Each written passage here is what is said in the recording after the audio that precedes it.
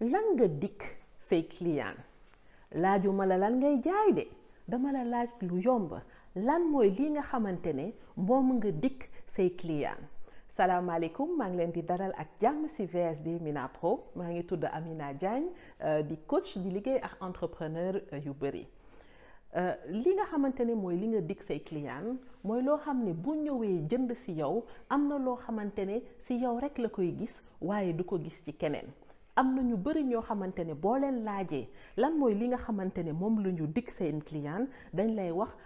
man de qualité laay liggéey qualité bi may jaay duñ ko mën a amee feneen waaye qualité doyul ndaxte yow boo joxul qualité say client kon lan moo des ci li ngeen di jox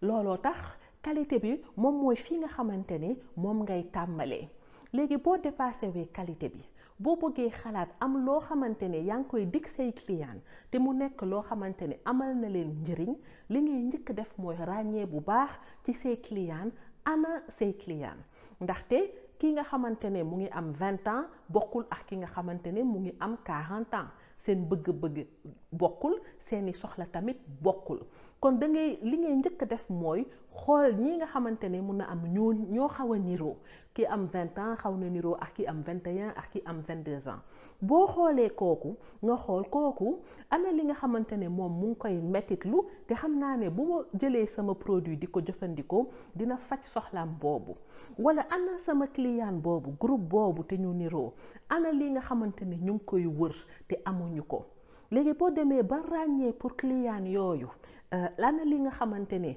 moom la ñu soxla nga mën a ne léegi nag yow booy jaay dootoo ne rek man maa ngi jaay lii waaye dangay ne bu dee yow am nga soxla bi wala bu dee yow gis nga sa bopp ci soxla bi kon su boobaa war nga mën a ñëw jëfandikoo samay produit yooyu ngay def ba nga xamante ne su boobaa ëllëg ki nga xamante ne day ñëw ci yow du ñëw ci yow rek ndaxte da ngay jaay marchandise waaye am na loo xamante ne yaa ngi ko koy dikk de gis na ci boppam ndax loolooy li nga xamante ne moom lay wër wala loolooy li nga xamante ne moom la soxla maa ngi leen di jaajëfal bu baax di leen wax ba dimanche prochain ci prochain épisode VSD de Mina Pro.